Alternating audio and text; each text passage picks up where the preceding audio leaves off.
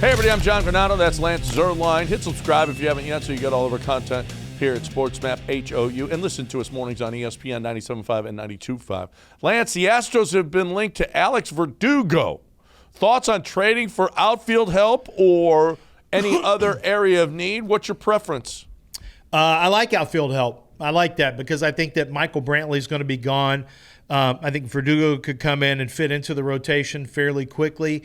You have a decision to make then between, I think what it does, it gives you the ability to play Chaz, to play Jordan in the outfield, to play, to decide how you're going to use Dubon on any given day. Chaz may get some, you may see Jordan get a day off and Chaz is in Dubon's in the outfield and Chaz is DHing.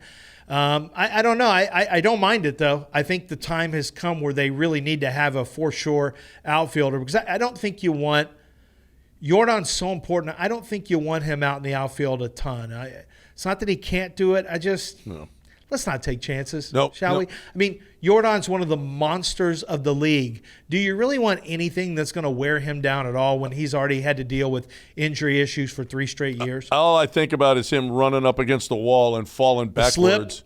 Oh, my goodness. That was almost like, holy cow, what, you just lost the whole season if Jordan goes down like that. That's Listen, terrifying. They don't have a lot of room this year with the tax. They're only going to be like $9 million under the tax. There are some big names out there. Max Muncy has got a team option. Sonny Gray is a restricted free agent. There are a lot of really big names. Do you expect, much like last year with Jose Abreu, for them to make any kind of a big splash this offseason? Do you? I really don't. Now, after next year, when Bregman is up and Altuve is up, I can see them doing something bigger if they don't. When they're up and they're getting new contracts? Well, though? no, I could see Bregman not being here, actually, if you want to know the truth. I think Altuve will be a lifer, but I'm not sure that they're going to give the Bregman the kind of money that he is going to be looking for after 2024. Who are the lifers then? Yeah. You what? You've gone through Springer's gone. Yeah. Correa's gone. We expect Tucker to go. I think Altuve's a lifer. You expect Bregman to go. I think Altuve's a lifer. Altuve and Jordan, are you shooting for Jordan? Jordan, possibly a lifer. I don't think you're going to come to terms with Kyle. Yeah. It's hard to win when all your best players leave. Yeah. Well, they do every year, and the Astros have been 7 straight They've seasons. been very successful up to this point, but man, is there a Bregman coming down the road? Is there another Tucker coming through the minor league system? Is there a Jordan coming through the system? I mean, those are pretty big bats that have come up through the system. Do you have those guys still? Because they're the reason you're going 7 years in a row. I mean, an amalgamation of players, but that's tough when you don't have guys who are going to be lifers, or at least long-time players. Lance Berkman was here for a long time. He was here for more than 10 years. Lance Berkman was here. That's a lifer to me. You get 10 years out of a guy. Yeah.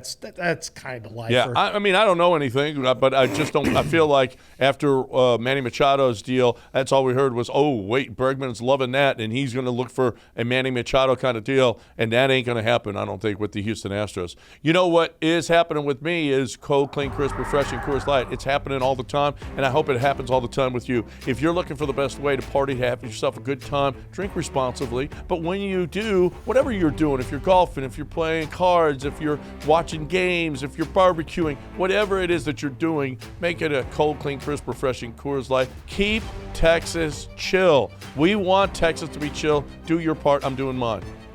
Hey, are Crane and Bagwell influencing free agency this offseason? Crane and Bagwell? Yeah. Well, Jim Crane's, yeah, I think so. I think Jeff – why would we think Jeff Bagwell's not going to be involved in free agency? Because of last offseason? He has an opinion. It doesn't mean that he's going to lead the hunt, but he's a senior advisor. I think he will advise Jim Crane, and Jim Crane will have an opinion too. Yeah, I agree. I think first of all, anybody who thinks that the owner doesn't get involved – the owner gets involved in every free agent signing because he has to okay it, okay? And he will – now, he has in the past – and let people do their jobs, and I'll just sign the checks, and that's what he has done in the past. Last offseason wasn't as good. You didn't have a general manager then, though. I think Dana Brown hopefully is going to be able to sway Jim Crane to think his way, let him build the team his way, because he's ultimately responsible for what happens, right? He's the general manager of record here. So if I'm Dana Brown, let me do my job, Jim, and you know what? Let me go and get the guys that I think are going to be best for this team.